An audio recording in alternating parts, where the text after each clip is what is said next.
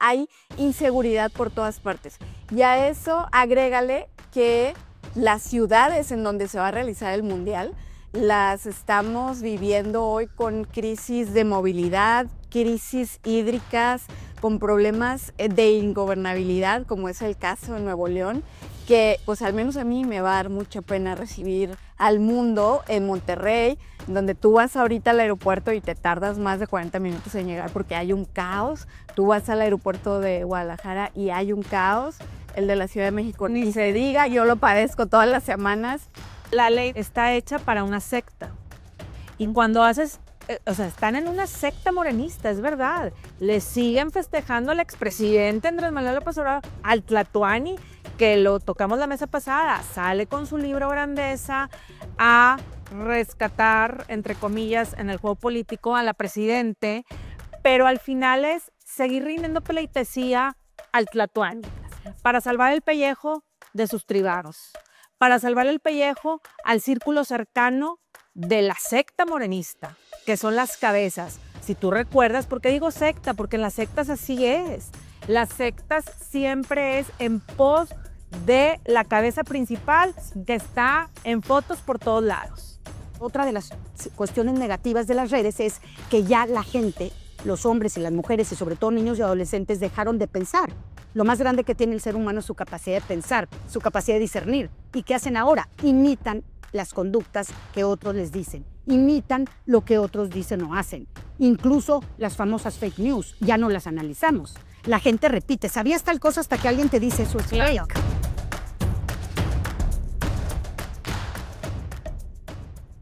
Presidenta Sheinbaum, la Copa Mundial de la FIFA 2026 será el evento deportivo más grande de la historia y México hará historia al convertirse en el único país en albergar 3 ediciones del torneo.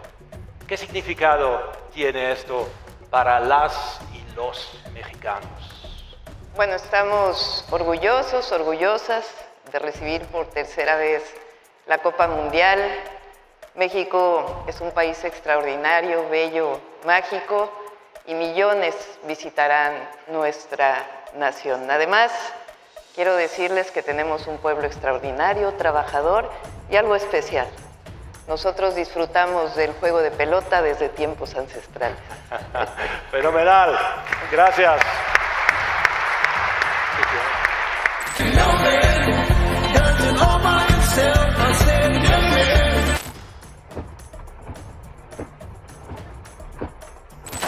México es ejemplo ante el mundo y seguimos haciendo historia.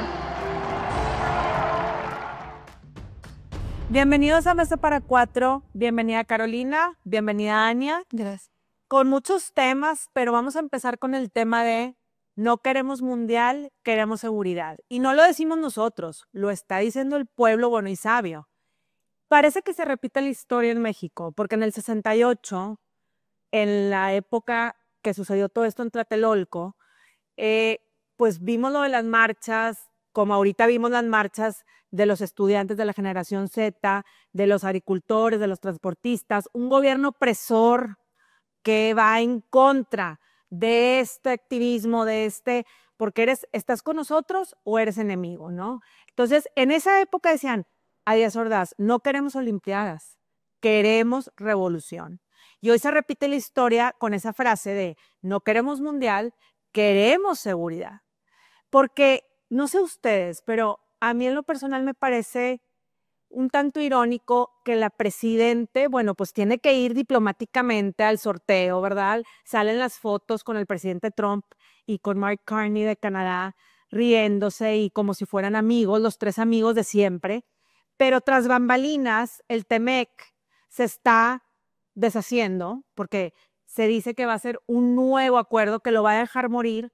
Y mientras eso, el fin de semana, en el Kennedy Center, Trump, en una cena, habla al público a decir que los cárteles terroristas, porque así ya los menciona como los terroristas, van a ser atacados por tierra, porque saben exactamente en qué lugar viven, su domicilio, quiénes son, y bueno, le faltó decir que también políticos de cuello blanco, pero esa es la bipolaridad, ¿no? De ver una foto sonriente, platicando con Sheinbaum, con Mark Carney, pero del otro lado de la palestra está un Trump en su lugar en Estados Unidos, en un Kennedy Center, dando un discurso de vamos con todo por los cárteles terroristas. Y ahí me pregunto, bueno, los cárteles denominados terroristas, pues aquí en México son los líderes, es el narcoestado. Entonces, obviamente para la foto del mundial conviene porque venta de boletos, se dice que van a costar 900,000 pesos los boletos para la inauguración o sea que no es para todo México tampoco, hay negocio con la FIFA, obviamente ahí pues te ríes y te toman la foto, pero de fondo hay un discurso que no se puede zafar la presidente y que no se puede zafar ni así porque ni el aeropuerto está listo, por así decirlo, los aeropuertos, ni está listo el país con la inseguridad incesante que vimos diario. Estamos viendo un coche bomba en Michoacán que dejó 6 muertos, ¿sí? Hasta ahorita están viendo a ver qué pasó, pero hay que decirlo con todas las palabras, sí fue un coche bomba. Entonces, a la par que la presidenta está sonriendo con el presidente Trump en Estados Unidos, haciendo el sorteo del mundial, aquí en México no estamos preparados para un mundial. Está insegura la calle, está inseguro por donde lo veas. Abro la conversación. Ania, ¿tú qué opinas? Pues mira, yo creo que el mundial es una gran oportunidad o debería ser una gran oportunidad para México, para que haya pues una expansión económica, para que podamos demostrar de qué está hecho México, que podamos rescatar ese orgullo de ser mexicano y mostrar nuestro país al mundo y obviamente recibir al mundo aquí en nuestro país. El problema es cómo lo estamos recibiendo, ¿no? Estamos recibiendo al mundo en un momento en el que México está sangrando a diario, o sea, vemos un país inseguro, porque el problema no solo es Michoacán, o sea, ojalá solo fuera en un estado, obviamente no lo deseamos para nadie, pero ojalá fuera nada más ese pequeño lugar. No, es en todo el país. O sea, aquí lo acabamos de ver el fin de semana, en Sinaloa, Tamaulipas, o sea, hay inseguridad por todas partes. Y a eso agrégale que las ciudades en donde se va a realizar el mundial las estamos viviendo hoy con crisis de movilidad, crisis hídricas, con problemas de ingobernabilidad, como es el caso de Nuevo León, que pues al menos a mí me va a dar mucha pena recibir al mundo en Monterrey, donde tú vas ahorita al aeropuerto y te tardas más de 40 minutos en llegar porque hay un caos. Tú vas al aeropuerto de Guadalajara y hay un caos. El de la Ciudad de México, ni se diga, yo lo padezco todas las semanas y es un desastre. Ojalá que esté listo para cuando empiece el mundial. Y además, que como bien dices, me parece gravísimo que todo el año 2026 ese vaya a ser el distractor cuando seguimos teniendo todos estos problemas por este lado, ¿no? Un gobierno que sigue negado a aceptar que hay narcoterrorismo en nuestro país y que todos los días nos hace pensar que son ellos quienes están aliados con los narcoterroristas. Y eso es preocupante. Y ojalá que esa foto que vimos en el sorteo del mundial de los 3 presidentes no fuera solo una foto. Ojalá que hubiese una gran relación, ojalá que hubiese esta relación bilateral para trabajar a favor de nuestros países, ojalá que fuera para mejorar el tema económico, pero lamentablemente seguimos dependiendo de la agenda de Donald Trump en lugar de que la propia presidenta pues establezca una agenda en materia de seguridad, en materia económica que le beneficie a México y que no tengamos que depender de Estados Unidos o de Canadá.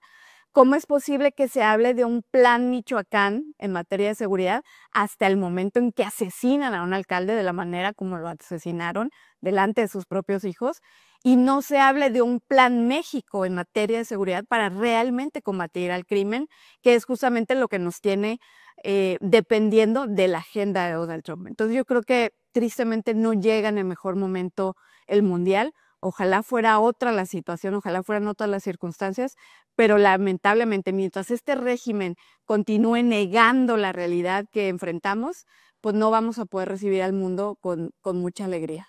Totalmente. Y bueno, yo creo que el plan no se sienta la presidenta a ver el plan, porque simplemente de su círculo cercano podemos nombrar a cuantos que están como criminales de cuello blanco, ¿no?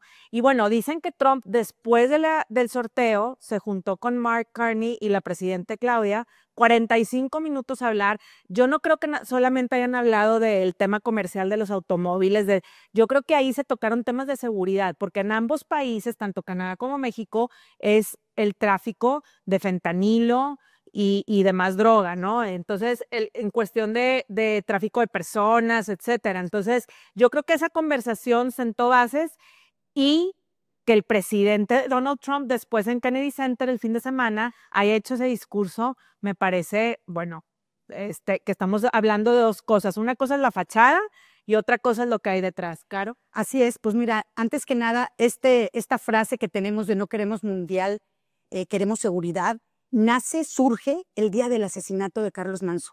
Yo recuerdo las redes inundadas de quejas, de lamentos, de reclamos al gobierno, en donde también muchos decían, no hay nada que festejar, México no tiene nada que festejar. De ahí surge esta frase. Pero por otro lado, todo este tema tan fuerte de violencia y de reacción de la ciudadanía, que ahora sí es la gota que se derrama en el vaso, este crimen de Carlos Manzo, se refleja en tiempos en donde el mundial está muy cerca. Y como bien dices tú, Ania, el mundial es una oportunidad. Un mundial siempre va a ser una oportunidad para un país que se dé a conocer, que muestre su mejor cara y sobre todo esa derrama económica que tanta falta le hace a México. Un mundial es festejo, un mundial es unión de familias, es algo muy bonito. Y por eso a mí me gustaría rápidamente irnos a ese marco histórico interesante, porque tiene mucho que ver con lo que estamos viviendo y cómo México hoy es por tercera ocasión anfitrión de un mundial de fútbol. Es impresionante, ningún país del mundo lo ha sido, le ha tocado a México esa realidad. A mí me ha tocado vivir los 2 mundiales anteriores y vivirlos ahí mismo. En el 70 yo vivía en Guadalajara, era un adolescente, 13 años, y mi papá me invitó al Estadio Jalisco. Yo, como hija mayor, dijo, me llevo a mi hija a que disfrute esta fiesta, y fui al Estadio Jalisco, disfruté esa fiesta, ese júbilo, esa organización, esa entrega de los tapatíos a Brasil. Desde ahí se quedó Guadalajara totalmente enamorado con el equipo de Brasil. En fin, una experiencia hermosa. Y eran unos tiempos que, si bien Marcela lo dice, que veníamos del 68, de todo aquello, sin embargo había ya una calma. Era como si México retomara una nueva época, un reset exactamente, y el 70 fue algo muy grande. Y te voy a decir por qué. En esa época fue el primer mundial que se transmitió a todo color. En esa ocasión la infraestructura, México gastó mucho dinero, la inversión fue robusta. ¿Por qué? Porque no nada más se invirtió en estadios, en infraestructura para estadios, en infraestructura urbana, se invirtió en telecomunicaciones, porque México se ponía a la luz de todo el mundo con estas nuevas avances, que imagínense los que tenemos hoy, pero en esa época era un gran avance la televisión a color, y también entra por primera vez el marketing, lo que ustedes dicen, todo lo comercial, toda la derrama económica que se puede lograr con un mundial. Luego nos vamos al 86, ¿qué sucede? Y ahí en el 86 también me toca vivir en la Ciudad de México, recién casada, ahí viví, me toca el Mundial del 86, y ahora con mi esposo fuimos tanto al Estadio Universitario como al Azteca. Pero ¿qué sucede en esa época, en el 86? En el 86 el Mundial no era para México. El Mundial se le ofreció a Colombia. Pero en esa época el presidente Belisario Betancur se da cuenta que Colombia vivía una situación muy similar a la de México de hoy. Había terrorismo, estaban ya el narco, sobre todo el cártel de Escobar, ya muy metido ahí. Había una crisis económica y una crisis de olvidando. Entonces, Belisario Betancur, Marce, ¿qué dice? Fíjense, le dice a la FIFA, señores, no estamos Colombia en condiciones de organizar un mundial porque tenemos urgencia, nuestra economía, nuestro presupuesto tiene temas más urgentes como el de la seguridad. Dijo, tenemos prioridades. Y Betancur dice no al mundial. ¿Por qué? Porque había esa inseguridad en Colombia, pero además había un tema económico y un presupuesto que se tenía que destinar a la seguridad. Ya había por supuesto. Y ahí es cuando México, que tenía esa infraestructura de los 70s, ¿qué hace? Pues dice, le ofrecen a México ser anfitrión y dice sí. Y tuvimos otra gran fiesta en el 86, otra gran fiesta que disfrutamos las familias. Yo lo viví hermosísimo también, ya con mis 2 niños pequeños. En fin, fue una época maravillosa también ese Mundial en México. Y ahí nos quedamos. Y brincamos 40 años después. Y nos dan la noticia, México, de nuevo, coanfitrión junto con Estados Unidos y Canadá del Mundial. Y cuando tú analizas nuestras generaciones que vivimos todo esto que les platico, dices, ¿cómo? México está en una situación quizá peor a la de Colombia, me atrevo a decir, porque, y está diciendo que sí, pero aquí hay algo muy interesante. Me pongo a investigar y digo, bueno, con toda esta inseguridad, ¿cómo le va a hacer? En Colombia fueron más sensatos. ¿Qué pasó? Fíjense, en el 2018 descubro, hubo un acuerdo con la FIFA. El gobierno federal hizo un acuerdo con la FIFA de garantizar la seguridad de todos los que vengan al Mundial. Toda la gente en el Mundial, están las garantías. 7 garantías dieron, 7 garantías dieron, y una de estas garantías, tal cual, al pie de la letra, ¿Qué dice? te voy a leer una de estas garantías. El gobierno de México se comprometió desde el 2018 en esas garantías a hacerse responsable de la seguridad de todas las personas que estén involucradas en la Copa del Mundo, todas. Y ahí dice, si son capaces de dar garantías a todas las personas involucradas, ¿qué les faltará, Marcela? ¿Por qué no dan esas garantías a los que vivimos en México? Porque no ¿Por quieren qué ver la no nos realidad. dan esas garantías a nosotros? Esa es una muy buena pregunta. Yo creo que aquí lo que falta, y vamos a irnos también en la parte de el festejo que hubo ahorita en el Zócalo, es no querer enfrentar la realidad. La presidenta y su equipo no quieren enfrentar la realidad, por más que la foto y tal, y esas garantías que tú dices, se mueren diariamente. O sea, estamos hablando de artistas que se han muerto aquí, de otros países. Vienen para acá y ya la niña no apareció. Desapariciones al por mayor. Desaparecen en el sistema, sobre el número, sobre no. Las cifras oficiales de desapariciones están súper escuetas y ni siquiera son reales. Entonces, tenemos una fiscal nueva que viene de la impunidad, que ni siquiera ha puesto un hasta aquí a lo de la línea 12 del metro, caso Narvarte y más casos que hay en el tintero. Entonces, esa pregunta que tú dices, Caro, sí, creo que es esencial, porque la garantía no se puede dar si no se ve una realidad de principio. Pero es que además yo me imagino que en ese momento el expresidente Enrique Peña Nieto ni siquiera se imaginaba que en el 2026 íbamos a estar en esta situación. O sea, yo creo que él no pensó que el sexenio de López Obrador iba a ser el sexenio con mayor número de homicidios en la historia, con mayor número de desaparecidos. O sea, yo creo que ellos no se dimensionaron. No se imaginó que quien viniera después de López Obrador iba a ser alguien que iba a tener un claro pacto con el crimen organizado. Entonces, pues obviamente por eso se les hizo muy fácil acordar eso, porque justo ayer veía un video que fue precisamente Enrique Peña Nieto quien anuncia que en el 2026 México iba a ser sede del Mundial. Entonces, así fue. Y como ustedes dicen ahorita, ¿qué falta? Si sí somos capaces de garantizar, por tomar esta gran fiesta, esta gran oportunidad, somos capaces de hacer un pacto de garantía, de firmar garantías. Yo me pongo a pensar, ¿por qué no hacemos lo mismo? ¿Por qué no hay una garantía para los que, por ejemplo, van en carretera? Garantía de seguridad a los que están en carretera. Los ciudadanos ya no pueden. La carretera Reynosa o la carretera Monterrey-Laredo o la de México o la de Guanajuato o las del sur del país o las de Sinaloa, la carretera que digas, ¿qué tenía México? ¿Qué era lo más valioso que teníamos los mexicanos, la familia mexicana? Poder tomar tu carro al final del trabajo, al final de las vacaciones de los niños, etcétera, y arrancarte a disfrutar con la familia por las carreteras hermosísimas de México, ir a algún lugar a disfrutar.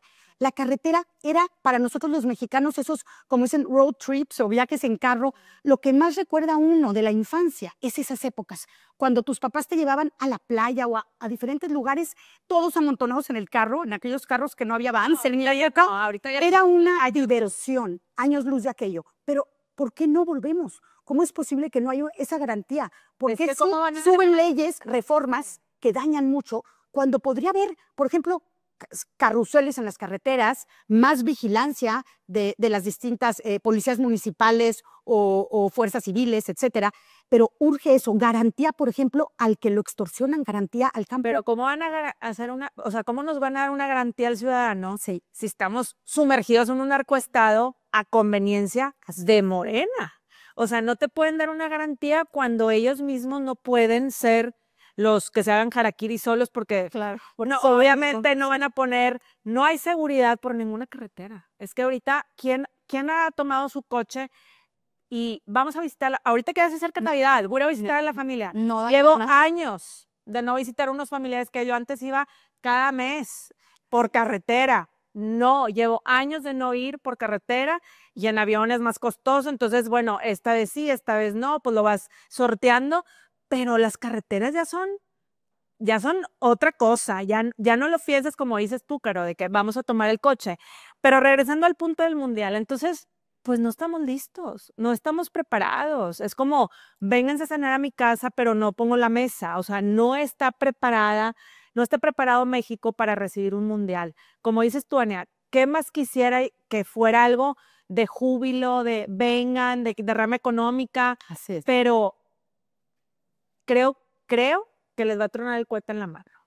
Y fíjate Porque sí. la seguridad es esencial. La garantía de seguridad, como dices tú, que en el 2018 es esencial para que el que venga, imagínate un holandés que venga, que por cierto se equivocó Samuel García con lo de Holanda, que también eso me pareció pena ajena, ¿verdad? Primero, checa bien, lee bien, checa todo para poder salir a decir unos chistes de, hasta salieron en colados marcas, el color naranja de unos helados y de, bueno, Pero fíjense, hay una cláusula también, que la íbamos a decir al final de este tema, que aquí se las quiero dejar en la mesa para que opinen. Hay una de las cláusulas, la más importante quizá dice, en caso de ser necesario de este pacto de garantías, fíjense la cláusula que la FIFA en la del escribe, 2018. en la del 2018. Dice, en caso de ser necesario o desearlo, se puede cambiar la sede de la inauguración sin ninguna traba legal y podemos hacer cualquier cambio. O sea, la FIFA, si ve un problema en algún escenario de alguna ciudad donde va a ser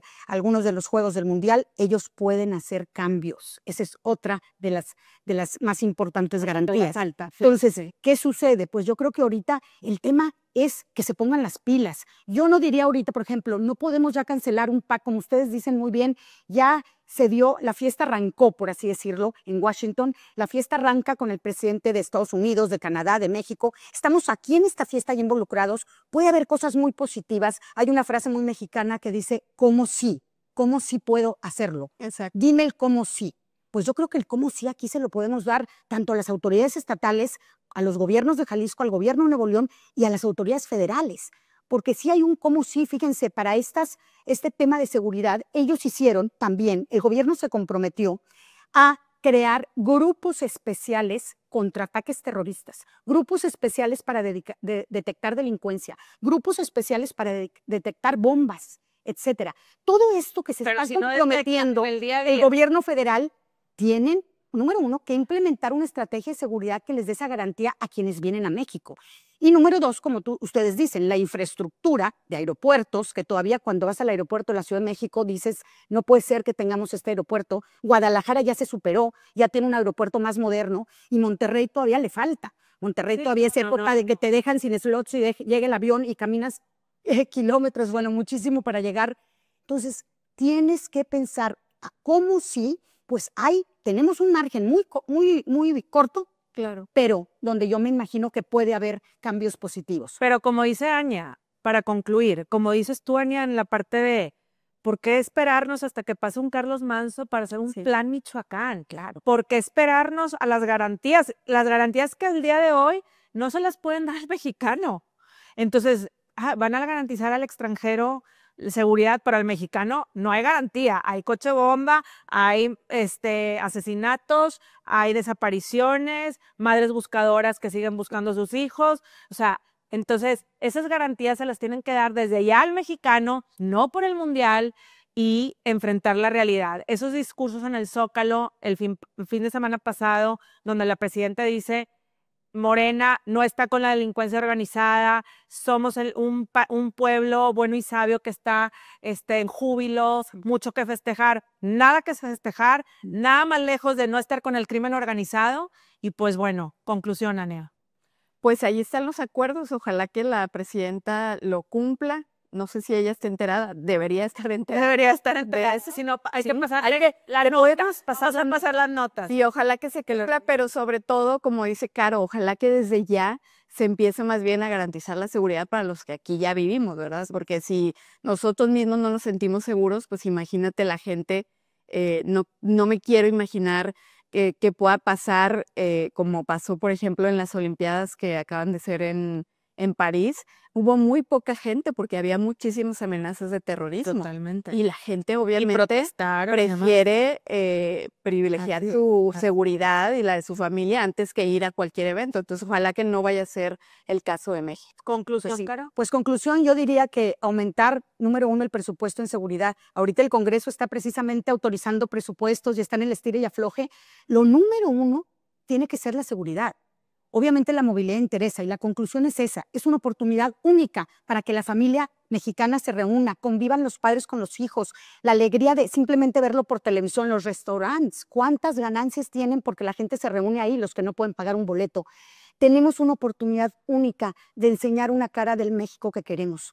Tenemos menos de 200 días para lograrlo, pero yo creo que si hay voluntad política y los ciudadanos realmente presionamos, tenemos que hacer una fiesta, si no similar a la del 70 o del 86, México merece una buena fiesta en el Mundial con mucha seguridad. A ver si no le meten el gol a la presidenta Claudia Sheinbaum.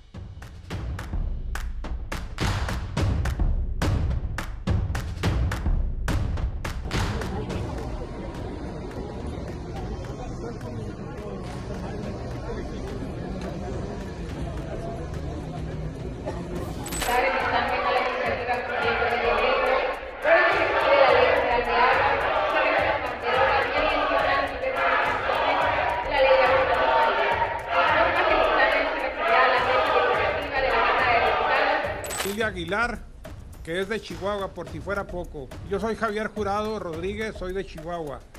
Y mi paisana nos traicionó. No nomás nos traicionó, nos mintió. Porque dijeron que iba a ser el papel como estaba reformado. Y resulta que en una hora lo cambiaron. Y eso no se vale.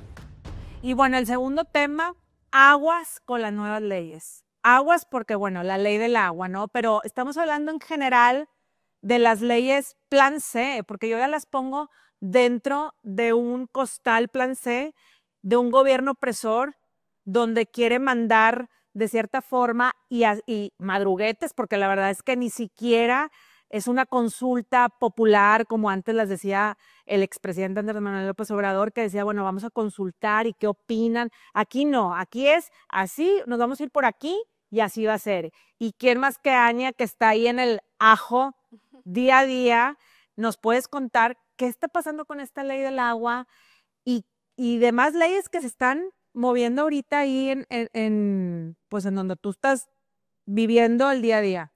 Sí, pues mira, se suponía que esta ley de aguas nacionales iba a ser discutida el jueves, o sea, el jueves de la semana pasada, pero Morena dijo, no, tenemos que sacarlo ya, y lo sacaron literalmente el miércoles en la mañana. Como ellos quisieron. Como ellos quisieron, obviamente sin ninguna modificación, no aceptaron ninguna reserva. Fueron más de 24 horas de discusión, o sea, empezamos el miércoles y terminamos el jueves a las 3 de la tarde.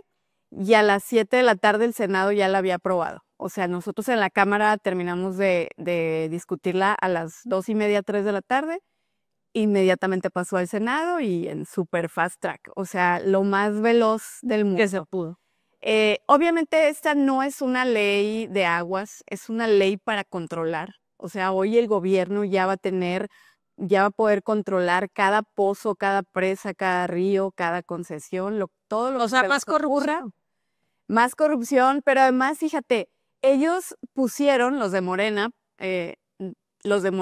PT y el Verde, siempre lo digo, los tres partidos, porque hay que recordarle a la gente quiénes son los cómplices de la destrucción.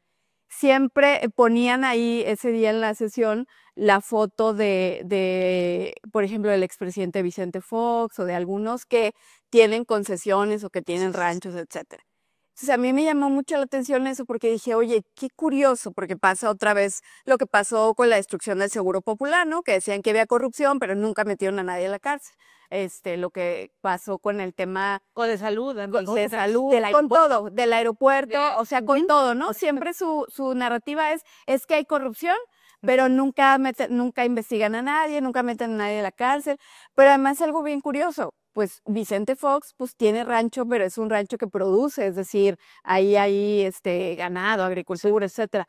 Pero nunca mencionaron a otros que tienen concesiones, que incluso una de ellas es aquí en Nuevo León, que es la de Olga Sánchez Cordero, que tiene más de 2.6 millones de metros cúbicos de agua, pero ella es notario público, o sea, no necesita una concesión de agua para hacer su función, igual que su esposo. Es decir, ¿para qué quieres esa agua? ¿Y por qué no hablamos de ella? ¿Por qué Morena, el PT y el Verde no hablan de todos parejo? No nada más de... ¿O por qué si el gobierno sabe que hay acaparadores del agua, del partido que sea, del color que sea, quien sea, no importa, ve por ellos? Y si están cometiendo un delito, sanciónalos. Y si se están llevando el agua de la gente, sanciónalos, júzgalos, mételos a la cárcel. Yo no estoy aquí para defender a nadie, pero me parece muy grave que ellos hayan llegado al poder con este discurso de nosotros no somos los mismos, vamos a combatir la corrupción.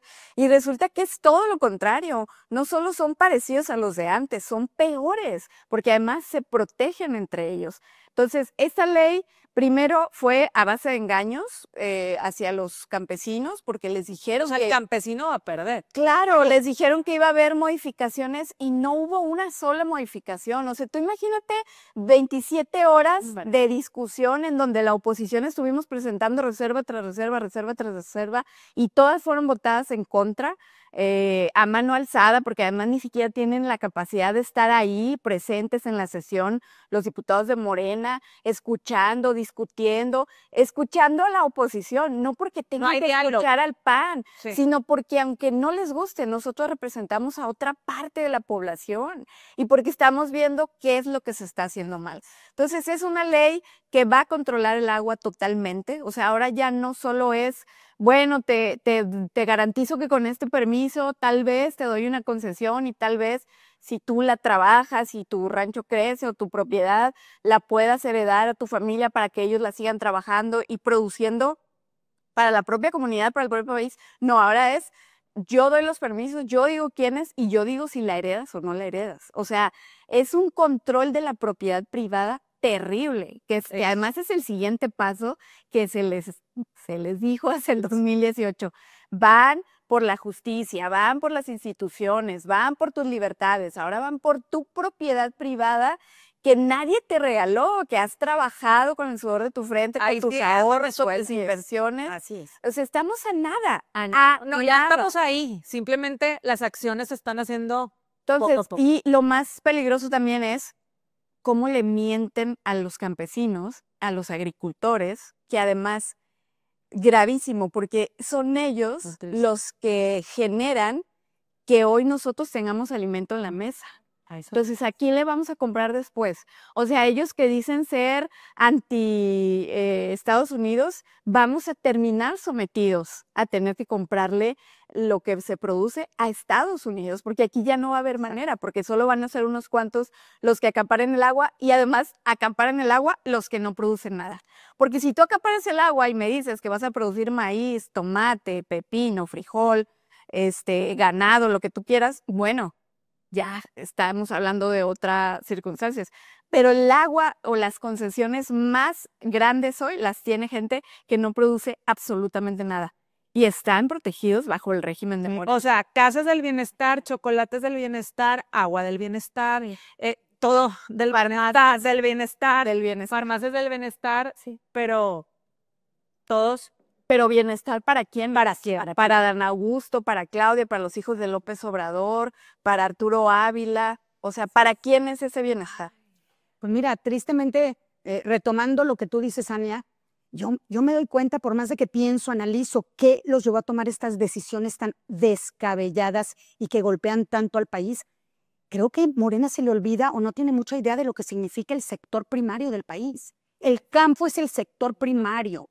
El campo, el sector agropecuario y el sector de la agricultura, ellos son los que, como tú lo decías, ahí se siembra, se cosecha, se produce, se vende y llegan los alimentos básicos y más importantes a todos los mexicanos y además con la capacidad de exportar. Es decir, están golpeando no solo al campesino, están golpeando a todo México.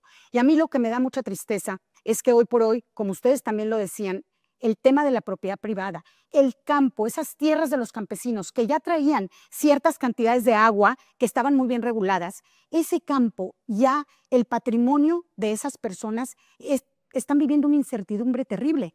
Estás teniendo ya a otro sector de la sociedad con incertidumbre. Tienes esa forma de ver, dicen ellos, los pobres primero, el pueblo primero, el pueblo, eso es falso y es importante que la gente lo entienda. Si realmente les interesara el pueblo, si todo esto lo estuvieran transmitiendo, informando de corazón, no habrían golpeado así a nuestros campesinos. Aparte que es un sector, perdón que te interrumpa, pero es un sector que votó por Morena. Sí. Y que están arrepentidos de haber votado por todo lo que está pasando. O sea, entonces Imagínate. les prometieron 1000 cosas y ahora al contrario, les están deshaciendo. No Nada más las promesas, les están claro, Y además, bajando el eso costo lo dicen, de las tierras, sí. ¿verdad? Es decir, ya sus tierras no van a tener el costo, el mismo valor, porque ya sin esa garantía del agua, ya no van a tener ese valor. Entonces eso es terrible. Y vamos a otro punto, el punto que tú también tocaste, y es algo increíble, el acaparar.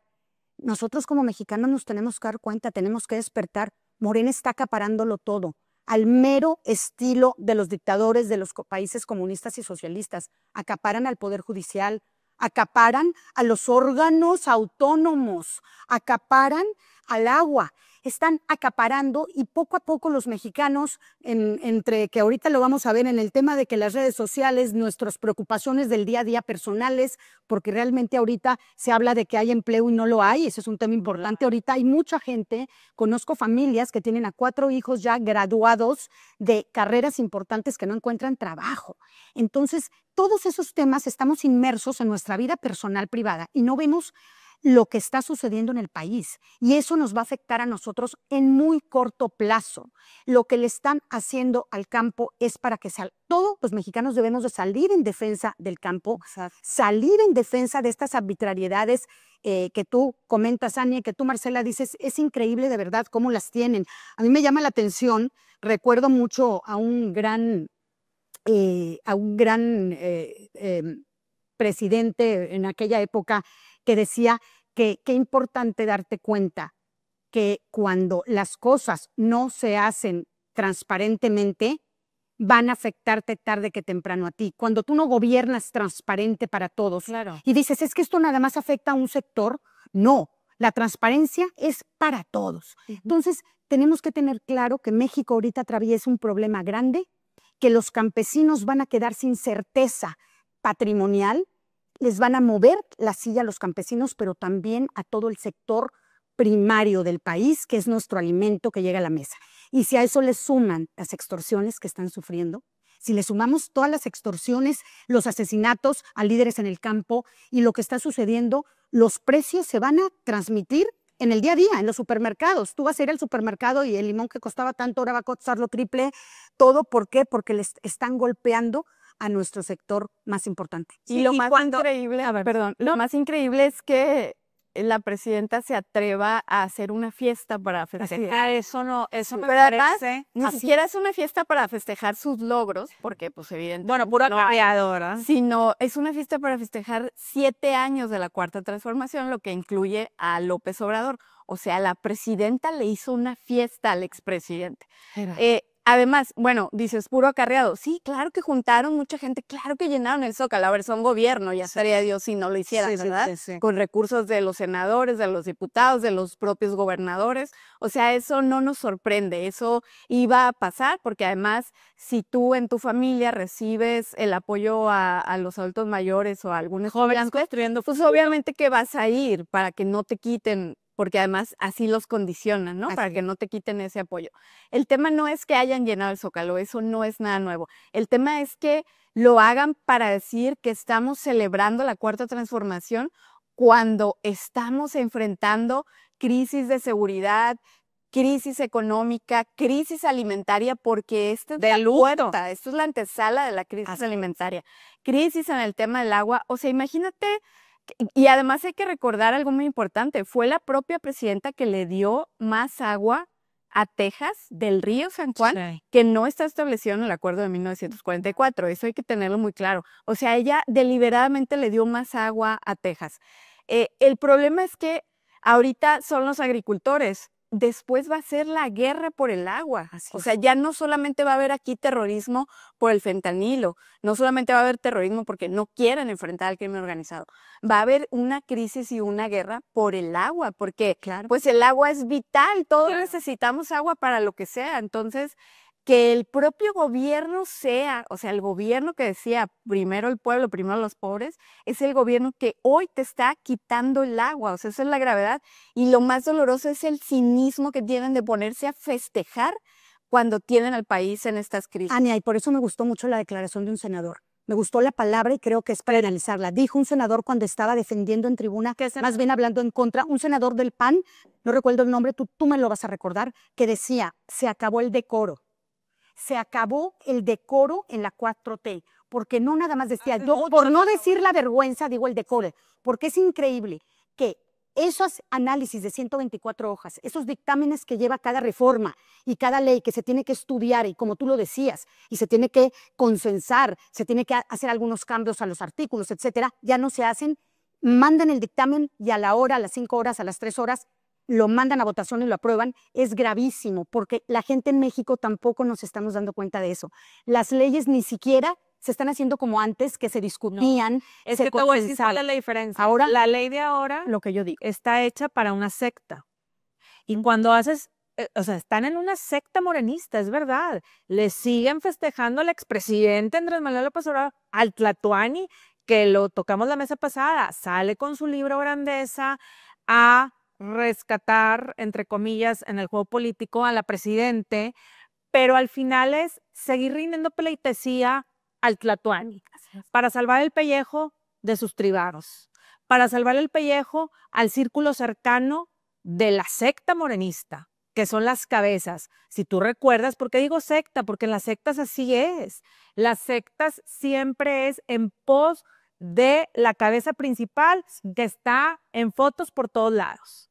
Digo, ahí vimos en el Zócalo las imágenes de AMLO vendiéndose como si fuera el Jesucristo Redentor, ¿verdad? Entonces, esa cuestión moral, que yo insisto, es una cuestión que viene desde acá. Por eso yo no creo que Claudia se vaya a deslindar del expresidente Andrés Manuel López Obrador, porque es una cuestión que viene de allá adentro, de le debo la vida, de le debo la política. Qué grave. O sea, porque de eso, ahí pasamos a las leyes que no he sabido que no saben hacer estrategia, que no hay diálogo con la oposición, que dónde está el diálogo, las mesas de diálogo, ¿qué está pasando? Porque antes en la peor época de la época del PRI tiranosáurica, pues tan siquiera había una diplomacia, se establecía un diálogo de cierta forma que a lo mejor no gustaba, pero nunca pensé que lo fuera a decir. Estábamos mejor ahí que ahorita. Nunca pensé que lo fuera a decir, de verdad. Y eso que no soy de ningún partido, no soy de ningún partido, pero hoy por hoy me parece de lo peor que quieran madrugar al agricultor. Exactamente. Cuando el agricultor se la pasa trabajando día a día y ahora tiene otro problema. Pensar, ¿qué va a pasar con el agua?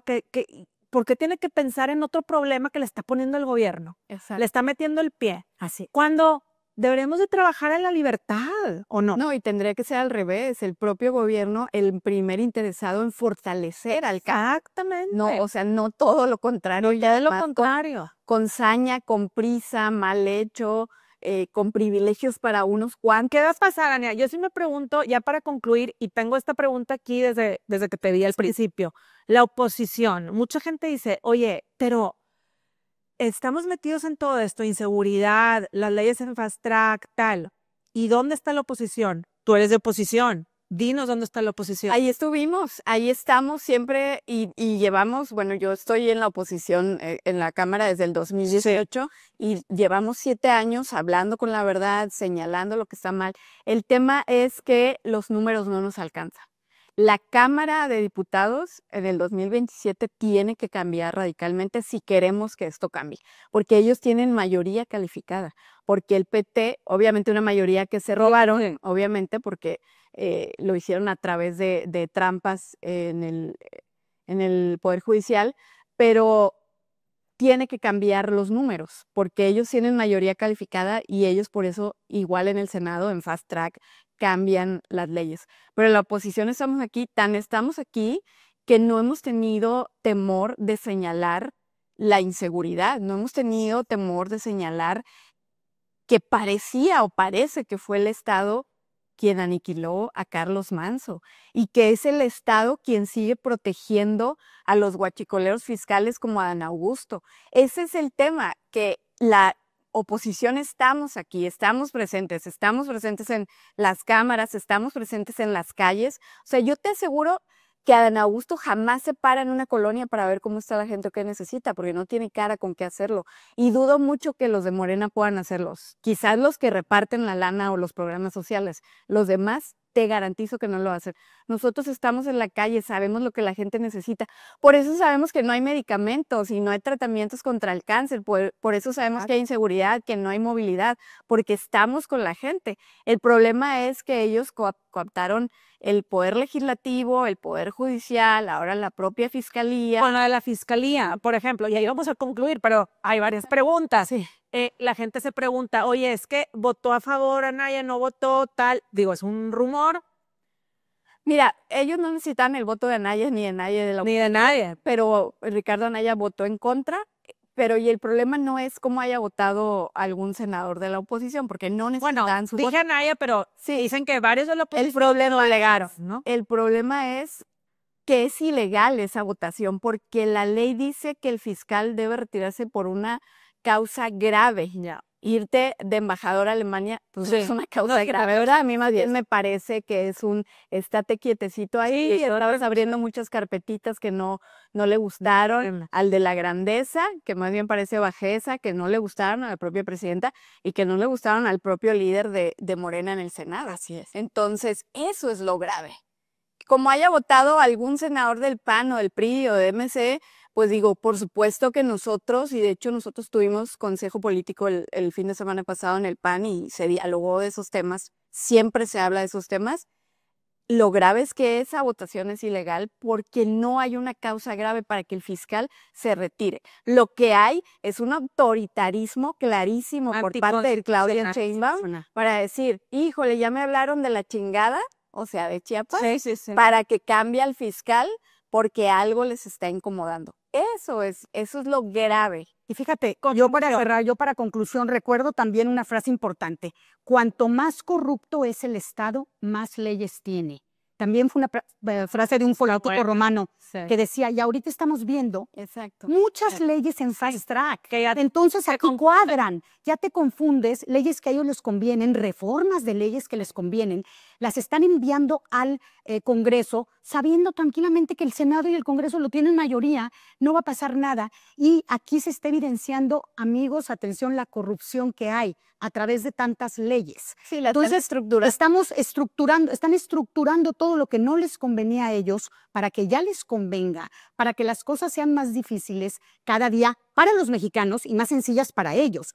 Y sobre todo, esta corrupción que ya la estamos viendo, las redes sociales es algo positivo, porque ahí nos están evidenciando todo lo que está sucediendo. Antes a lo mejor en el pasado no veías muchas cosas. Y ya quieren callar. Pero con esta inmediatez de la comunicación, tú ahí te puedes dar cuenta de esta cantidad de leyes. Y yo vuelvo a invitar a la gente que nos escucha, que nos está viendo en este momento.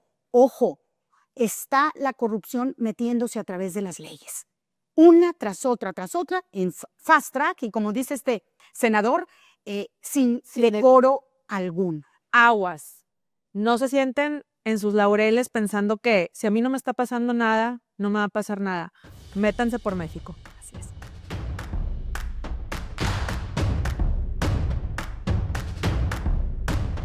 From 10 December, social media platforms will have a responsibility to remove young Australians under the age of 16 from their platforms. With the support of the regulatory guidance being published today, there is no excuse for non-compliance. Platforms must take reasonable steps to detect and deactivate underage accounts. to prevent re-registration or circumvention, and to provide an accessible complaints process for their users. We will always keep backing Australian families and keeping Australian kids safe. Bueno, y un tema más relajado, digo no tan relajado porque digo más relajado de la política, el tema de las redes sociales y los jóvenes. En Australia, a partir del 10 de diciembre, ya las redes sociales a menores de 16 años prohibidas. Prohibidas legalmente, o sea, ya no es como que prohibidas en una parte de Australia, no. Nadie, las influencers que salían y traigo el lipstick y traigo tal, o haciendo contenido tal, no pueden ya hacer nada. Entonces, sí, aquí es un parteaguas, creo yo, porque con niños chiquitos, por ejemplo, yo tengo 3, que ves que todo mundo ya a cierta edad, a los 12, empieza a traer un teléfono y abierta las redes sociales. Yo sí soy pro de, digo, si tienen el iPad, la computadora, porque pues ahí hacen tareas y lo que sea, pero el teléfono en mi casa ahorita no es una negociación, no hay teléfono para ellos, pero es una cuestión de, pues estamos viviendo en la era del teléfono, pero los niños no saben cómo utilizar un teléfono de red social, en donde está el Snapchat, el Instagram, que están viendo tal. Por lo que prohibieron en Australia y llegaron a esta conclusión, que por cierto, yo viví en Australia en una época de mi vida, no tan lejos, en el 2011, 2012, bueno, 2012, del 2012 al 2014. Y yo recuerdo estando ahí, a primera plana, a 8 columnas, de pronto una super artista, influencer de contenido muy buena, se quitó la vida. ¿Pero por qué se había quitado la vida? Se quitó la vida por todos los trolls, así le llaman allá a bots, trolls, que en sus comentarios del contenido que sacaba le echaban demasiado y esta persona se metió tanto en los comentarios de lo que le decían que acabó quitándose la vida. Comprobado, se quitó la vida por eso. Entonces, a raíz de esa vez, porque lo cuento, no lo estoy contando porque yo estuve en Australia ni mucho menos, simplemente a raíz de eso surgió lo que está sucediendo ahorita. O sea, esta es la conclusión de eso, de donde surgió. Ahí surgió todo este caso de redes sociales en menores ahorita, pero también lo están promoviendo en adultos de ciertos candados. Porque al final te afecta el ciberbullying, al final te afecta.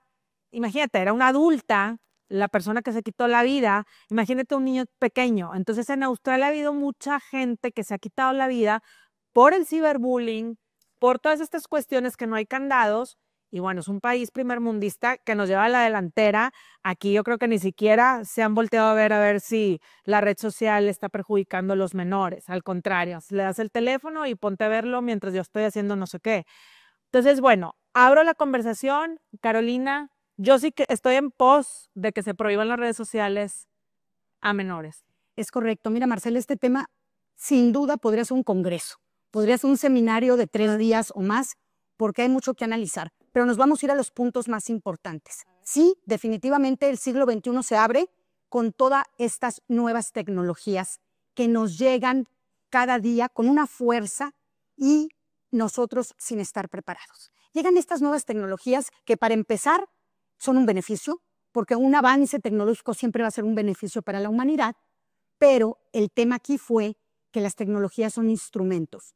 Y lo que no nos dio tiempo a toda esta generación que arrancamos el siglo XXI con la tecnología, lo que no le dio tiempo a las escuelas, a los padres de familia, a la sociedad en general, fue explicar algo muy importante, que las nuevas tecnologías son instrumentos, son simples instrumentos que dependen del uso que tú les des. Si tú los usas para bien, te van a ayudar en tu trabajo, en tus relaciones, en muchas cosas, pero si no lo sabes usar, vas a poder caer en los más graves trastornos, adicciones y situaciones personales. Fíjense que precisamente cuando arrancan todas estas redes sociales, cuando sobre todo el boom más grande de estas redes sociales es pues la primera década del siglo XXI, comienza a surgir en la comunidad un fenómeno que se da en Estados Unidos que se llama FOMO, Fear of Missing Out. Este fenómeno cultural que se empieza ahora sí que como un pulpo, que sus tentáculos comienzan a llegar a todo el mundo y sobre todo a jóvenes. ¿Qué decía el FOMO? El miedo a quedarte fuera de las redes. Conforme la tecnología avanzaba, los jóvenes y también los no tan jóvenes, todos queríamos estar ahí. Comienza la moda del Facebook, de subir todo lo que hacías, de tu desayuno lo enseñabas. Toda aquella época que el ser humano tiene, esa naturaleza de tener una intimidad, de disfrutar su intimidad sin compartirla, comienza a ser compartida para todo público. Entonces comienza este fenómeno del FOMO y aquí, en ese momento, comienzan a darse cambios muy serios en la conducta de niños, de adolescentes, de jóvenes y personas mayores, pero sobre todo los jóvenes. ¿Qué pasa? Que nadie se quería quedar fuera de las redes, que aquella naturaleza del ser humano importantísima de convivir con el otro, de relacionarte con los demás, de persona a persona, de mirarte a los ojos, de saber cómo estás, se empieza a sustituir por estos aparatos. Ahora yo no necesito ir con mi amiga, que al cabo le mando un mensaje por WhatsApp. Y de ahí vienen todos estos enganches de modas, de podcasts, de influencers, como tú decías, Marcela, que empiezan también ellos a ver pues una mina de oro en hablar de muchos temas, podían ser temas intrascendentes, pero causaban un impacto en la gente, porque la gente comienza también, y sobre todo los jóvenes, a gustarles el like. Subo algo y me ponen like, me están admirando, les estoy gustando, estoy haciendo algo importante. La gente comienza, toda la sociedad a caer en esto, y este FOMO es tan fuerte que los psicólogos y los psiquiatras comienzan a ver problemas de salud mental. Me estoy yendo muy rápido porque son muchos puntos, pero empiezan a haber problemas de salud mental, de depresiones, de trastornos alimentarios, porque los jóvenes dicen, no, yo quiero ser como esa que está anunciando esto. También ese FOMO, ese miedo de quedar fuera, te lleva a estar todo el día conectado y entonces vienen los trastornos de sueño, de atención. Comienzan los psiquiatras a advertir, atención. Ahora ya los niños ya están perdiendo la concentración en las escuelas, ya no se pueden concentrar como antes, porque tú tienes que tener esa capacidad de concentrarte cuando vas al colegio y las redes sociales te lo quitan, de atención. Comienza todo este esquema, como tú te lo decías, a nivel mundial de trastornos por este aparato. ¿Por qué? Porque no lo sabemos usar y porque crea adicción. A la par de todo esto, después brincamos a varias décadas, ¿qué pasa? La gente empiezan a escribir libros y aparece un libro muy interesante, Apaga tu celular y enciende tu cerebro.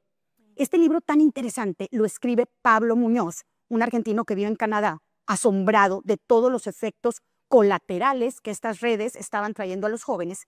Y es muy interesante ver cómo él en el libro publica 5 situaciones graves que ese FOMO, ese miedo a quedarte fuera de las redes, por eso las escuelas lo vieron, estaba afectando a los jóvenes y a los niños. Y dice, número 1, él descubre en su investigación, impacto cerebral de la tecnología. El cerebro incide negativamente, las redes sociales inciden negativamente en el cerebro, en su capacidad cognitiva, capacidad de memoria a corto plazo y capacidad de atención, lo que decíamos. Otra enfermedad, adicciones y dopamina. ¿Qué pasa? Estas redes sociales, cuando el niño las realiza todo el día, comienzan a ser como una droga. Como lo mismo que hace la droga, lo mismo que hace la adicción al juego, empieza el cerebro a cambiar. Entonces hay una adicción que ya me siento mal si el celular no está cerca de mí. Una ansiedad, Marce. Y también influencia en la identidad de la salud. Pero hay la más importante, yo aquí les voy a decir lo que más me impresionó de esta investigación de este joven y que realmente tenemos que ver. La más grave de todas para mí es el diagnóstico que él da, se llama el gran reemplazo digital. Muñoz y Turrieta plantea una visión crítica sobre cómo la vida digital está reemplazando a la experiencia humana. Es decir, esas familias se están separando. Puedes estar comiendo con tus hijos, pero cada quien está con un aparato y ya no estamos conectados. Él descubre cosas muy serias y no nada más él. Las descubren muchos investigadores, muchos terapeutas, muchos gente dedicada a la pedagogía y por eso lo de Australia. ¿Qué sucede? Hoy en día, hace poco tiempo, surge un nuevo fenómeno de contrapeso al FOMO. El HOMO. ¿Qué es HOMO? Joy of missing out, alegría de estar fuera. Entonces, este FOMO que ahorita vemos que tantas cosas graves ha traído porque no hemos enseñado a la gente a usar la tecnología, Ahora ya hay una fuerza muy importante que está defendiendo el famoso FOMO, Fear of Missing Out. Y esto no quiere decir que ya te quedaste fuera de todo, al contrario. Con este FOMO, esta felicidad de ya quedar fuera, tú vas a volver a tener paz, vas a poder tener interioridad, vas a poder tener esa capacidad de pensar, porque otra de las cuestiones negativas de las redes es que ya la gente, los hombres y las mujeres y sobre todo niños y adolescentes dejaron de pensar. Lo más grande que tiene el ser humano es su capacidad de pensar, su capacidad de discernir. ¿Y qué hacen ahora? Imitan las conductas que otros les dicen, imitan lo que otros dicen o hacen. Incluso las famosas fake news, ya no las analizamos. La gente repite, ¿sabías tal cosa? Hasta que alguien te dice eso es fake. Entonces eso es muy Por eso grave. ahora los teléfonos que son, Sí, iba a decir una marca, pero los que no son, vaya, los teléfonos de antes sí están de moda. Ya los teléfonos que no tienen red social ni tienen nada de acceso más que hablar por teléfono y el jueguito de la viborita. estamos cayendo, estamos regresando. No, de verdad. O sea, el porcentaje de venta de esos teléfonos ha subido en meses por cuestiones como esta, porque un punto esencial que tú dices ahí, el ciberbullying. El ciberbullying es fuera de nuestras manos, porque yo puedo estar aquí y alguien ya creó una campaña en mi contra, vaya, de una manera, con una foto que subí una vez, pero la modificó. Deja tú eso, el niño, los menores de edad no saben cómo manejar esas situaciones. Es una cuestión que se les va de las manos. Tan es así que ha habido muchos casos últimamente. Hay uno español que acaba de pasar en Sevilla, una niña se quitó la vida porque sus amigas le hicieron, un ciberbullying impresionante. Y entonces el colegio no se dio cuenta, pues no se daba cuenta porque todo era en el teléfono. Entonces, hasta que descubrieron todos los mensajes, todo tal, y fue por medio del teléfono que la niña decidió quitarse la vida por todo lo que sucedía. ¡Ah, qué horror! Sí. Entonces, bueno, Ania, ¿qué opinas? Pues mira, a mí me parece, es un tema súper amplio. Como dices súper tú, importante. Nos da para 10 programas. Sí. Me parece muy relevante que esté sucediendo esto. Creo que Australia va a ser el parteaguas en ese sentido. Por supuesto que si hoy en México tú propones una cosa como estas, pues ya te imaginarás, ¿no? Pero, a ver, yo sí creo que los niños no deben tener acceso a las redes sociales o al internet de una manera Libre. tan libre, tan ilimitada. Primero, porque los niños tienen que vivir su infancia. Entonces, cuando tú tienes a un niño y le das un aparato para que se entretenga y eso se sigue repitiendo, pues tú te conviertes en un ciudadano que ya no le va a exigir al gobierno espacios públicos de recreación, porque ¿para qué llevo al niño al parque si está entretenido en el iPad? Ya no le vas a exigir al gobierno salud de calidad, porque ya le preguntamos a ChatGPT. O sea, algunos te dicen, ay, es mi psicólogo, es mi doctor, o le preguntas 1000 cosas porque además te responde y ya va a ver si es real o no. Sí. Por supuesto que no vamos a exigir seguridad o movilidad porque preferimos quedarnos en casa utilizando las redes sociales, utilizando la inteligencia artificial, etcétera. Pero además sucede algo todavía más grave. Existe la violencia digital. O sea, hay violencia digital, el ciberacoso, el ciberbullying. Me acaban de aprobar una iniciativa en la Cámara para todo este tema de las fotos creadas con inteligencia artificial, fotos de la intimidad, que resulta que son falsas, pero terminan con la reputación de mujeres, con su propia seguridad, con su vida, etcétera. Bueno. Eso es súper grave. Ya está aprobada. Y creo que sí tendríamos que estar, o sea, creo que esas son las cosas en las que el Estado tendría que encargarse. No quererte decir qué tiene que decir el libro de texto, sino más bien proteger a qué están teniendo acceso nuestros niños y jóvenes. A mí me llama mucho la atención, me ha tocado ver niñitas, o sea, porque realmente son niñas, que se dedican a las redes sociales a vender maquillaje y se maquillan. Y si tú, ¿cómo? Tienes 10 años, 12 años, no tendrías que estar haciendo eso. Pero además, lo peor todavía es que se vuelve una adicción. O sea, ya este sentido de esta necesidad de pertenecer a algo, esta necesidad de tener el like, esta necesidad de que la gente te vea, esta necesidad de que la gente diga, tú tienes más likes que el otro, o tú eres más famoso que el otro, o tú vas a monetizar más que el otro. O sea, me parece muy grave porque justo, o sea, hacia eso vamos y entonces estás exponiendo a nuestros niños y jóvenes. Y además, que es a través ahora, tristemente, a través de las redes sociales, donde los depredadores tienen más acceso a los niños y a Y donde los jóvenes. reclutan para el Y narcotráfico. donde reclutan para el crimen, para la trata de personas. No, esta de Roblox, etcétera, o sea, también Sí, se da en cuestión de segundos, ¿no? exacto. Eso me parece gravísimo y yo sí creo que sí tenemos que estar atendiendo esos temas. Yo ahora soy la del homo, o sea, sí creo que llega un punto en que dices, ya no quiero estar en redes sociales y obviamente como figura pública pues tienes que estar, pero si yo llegué a ese punto me imagino que a mucha gente le ha de pasar, porque además hoy en las redes sociales, además de toda esta superficialidad que ves, que luego la gente se olvida, que no es la vida real. No. Además hay una decadencia porque existe el discurso de odio terrible. O sea, ahora, antes era solo Twitter, ahora X, no, ahora es en todas las redes sociales, entras y hay discurso de odio, hay discriminación, hay racismo. Entonces digo, ¿para qué queremos estar ahí? Más bien tendríamos que estar pensando quiénes lo usan, para qué lo usamos y darle un uso benéfico. O sea, que la inteligencia artificial, las redes sociales, la tecnología, la usemos a nuestro favor y no en contra de los propios seres humanos. Y aparte es una herramienta en donde el otro día le explicaba a mis hijos, a ver, existe el algoritmo, así como una maestra.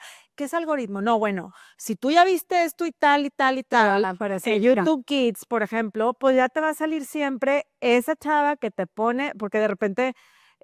ay, quiero comprarme no sé qué, y ni me lo compro yo en tal tienda, pero ¿por qué? ¿Dónde lo viste? No, es que fulanita, como tú dices, una niña promocionando la mascarilla tal, bueno, tú ni necesitas hialurónico a esta edad, porque entonces ese tipo de cuestiones que dices tú, está fuera de las manos de los papás. Cuando llegan, digo, esto fue un tema de belleza, ¿verdad? Pero cuando lleguen con un tema que dices tú, ¿dónde lo viste? Bueno, pues porque el algoritmo te seleccionó para estar en esos temas porque tú los estás viendo. Entonces, yo sí creo que es un arma. La red social es un arma para la juventud, porque si no sabes usarla, que nadie lo sabemos usar, ni siquiera los adultos. O sea, tú de repente estás así scrolleando y dices tú, llevo ya aquí 15 minutos scrolleando, bye. Claro. ¿Verdad? Si un adulto no puede regular el estar en el celular, un niño y un adolescente menos. Porque es que además tiene un impacto a nivel cerebral. A nivel cerebral. Los adultos, por más que quieras, no revisar incluso, o sea, te despiertas y lo primero que haces es revisar el celular para ver las noticias. Esa es una sobre hiperestimulación. Exacto. El problema de ahorita es que estamos hiperestimulados, hiperconectados, pero hiperdesconectados de lo principal. De la Este es otro realidad. punto que se tiene que dar,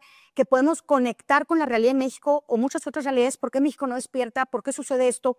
Porque hoy gran parte de la población está tan estimulada por estas redes que deja de ver la realidad, que dejan de investigar, que dejan de decir, bueno, a ver, esta fuente, me dijeron este mensaje, ¿dónde estamos? ¿Qué está pasando en México? La mayoría estamos, como decíamos, imitando y no pensando.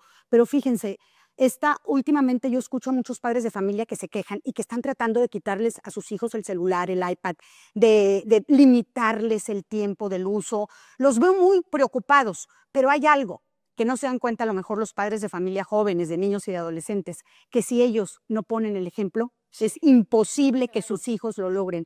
Yo digo, hijo, apaga el celular, y yo por acá, taca, taca, taca, taca. O sea, tienes que poner el ejemplo. Claro. Yo lo entiendo, muchos señores van a decir, Carolina, es que mi trabajo depende de mi celular, es que para esto trabajo, correcto. Pero tú entonces, cuando hables con tus hijos y les expliques los daños del celular, diles, si a veces me ves a mí con el celular, me hablaron del trabajo. O si a veces me ves que escribí, mandé un recado a mi oficina o algo importante, pero que ellos también, los hijos, vean que los padres hacen un esfuerzo, al menos en las comidas. Miren, hay un punto fundamental, la estadística en Nuevo León a mí me preocupa, porque hoy Nuevo León ocupa el primer lugar en divorcios del país. Es alarmante, son las nuevas investigaciones que acaba de sacar Fernando Pliego, un investigador que se ha dedicado a temas de familia. ¿Y qué está pasando ahorita? Que como ya no convivimos con la familia, Monterrey, yo sé que todo el país tiene el problema, pero Monterrey en lo especial lo tiene más, les voy a decir por qué. Todavía en Jalisco, en Guadalajara, en México, en muchos estados existe la sobremesa. Las familias, la hora de la comida es sagrada. Incluso en ciudades como Guadalajara hay una botana antes, llega todo el mundo a la botana a platicar, a convivir, la comida, una sobremesa, se dan el tiempo para esas convivencias. Monterrey es una ciudad que vivimos con una prisa impresionante. Hace 3 días, unos amigos de la Ciudad de México que vinieron, desayuné con mi amiga, me dice, es impresionante, no pude ver a nadie que quería ver de mis amigas de Monterrey porque todo el mundo está complicado. La sobremesa la haces en Porque la haces en Rosal, todo mundo eso. tráfico. Entonces yo digo, ¿por qué no los papás conectarse un poco más a esta problemática que para empezar va a ser un problema de conducta, de trastorno de conducta de sus hijos? Comiencen a conectarse a decir, ¿qué voy a hacer para obligar? No digo yo las 3 comidas, al menos una comida al día. Háganla en familia, platiquen, dejen los celulares en una canasta, desaparezcanlos en ese Pero momento. estoy hablando de un México, estoy de acuerdo, pero es una parte, somos muchos Méxicos, sí, ese es un México privilegiado. Yo también me quiero ir, y ya para concluir, sí, a la parte en donde no hay escuelas. Claro. En donde ahorita saqué, de hecho, el Ese es celular, otro tema muy en donde acaba de sacar les voy a decir quién exactamente, es, espérenme, el Education at a Glance de la OCDE 2025. México está en el número más bajo, digo, se los voy a pasar en post para que lo pongan, de educación. Sí. O sea, no hay estrategia educativa por estudiante. O sea, estamos hablando de un país en donde, pues, el niño está en la casa. Entonces, ¿qué le hace el celular? La mamá no tiene estancia de todo el día para que el niño esté. Entonces, ay, me lo cuidas a la tía con el celular. Sí, y se va a esa es la trabajar. problemática. Entonces, esa es la problemática, aparte de la que tú dices. O sea, hay que plantear esa y la del otro México, que es el enfoque que le da, no hay. sí, el enfoque que le da Caro, y a mí me gusta mucho, que tiene que ver justamente con la familia, porque como dices tú, ¿para qué necesitamos que lo regules si tendría que ser la familia, mamá y papá, o mamá o papá, quien eduque a sus hijos y le ponga límites en el acceso a la tecnología, a las redes sociales? De acuerdo. Y sí tiene que ser así, porque cuando no es así, todo eso, o sea, entre más divididas estén las familias y las comunidades, más cómodo le es al sistema. Y más a un sistema autoritario como este. Entonces, claro, ¿por qué no legislamos las 40 horas laborales para que la gente pase más tiempo en familia y menos en trabajo? ¿Por qué no legislamos o por qué no tenemos una mejor movilidad para que puedas llegar a tu casa a comer y calidad de sobremesa? ¿Por qué no regulamos las redes sociales o por qué no tenemos una mejor calidad en la educación para que tus niños no se vuelvan adictos? Porque ustedes han visto cómo es de grave la gente que es adicta al fentanilo. Yo no me quiero imaginar cuando esto se vuelva un problema más grave de adicción. ¿Qué va a pasar a nivel cerebral con todos estos niños y con todos estos jóvenes? Pero mientras no se resuelvan estas cosas y se vaya separando cada vez más la familia, le es cómodo al sistema, porque entonces cuando tú haces una sobremesa, ¿de qué hablas? De 1000 temas, entre ellos de la situación del país. Pero si las familias ya ni siquiera están analizando eso, pues por eso estos hacen lo que les da su gana. Hasta quitarnos el agua, la libertad, la libertad de creencia, o sea, todo, hasta la libertad de poder estar con tu familia. Entonces yo sí creo que pues había que ver cómo está reaccionando la sociedad australiana y analizar y estudiar muy bien el caso y ver cómo podemos poco a poco implementar esto en México y cómo podemos poco a poco seguir fortaleciendo o más bien volver a la fortaleza de las familias, de la unión de las familias. Leyes de políticas públicas a favor de la familia. Leyes con perspectiva de familia, que eso es lo que falta también. Estamos hablando ahorita que hacen muchas leyes que no están abonando nada al país, pero ¿dónde están esas leyes para que apoyen a las familias? No caer en la red de las redes sociales y poner el ejemplo como papás, porque sí, a veces no ponemos el ejemplo y nos llevamos de encuentro a los hijos.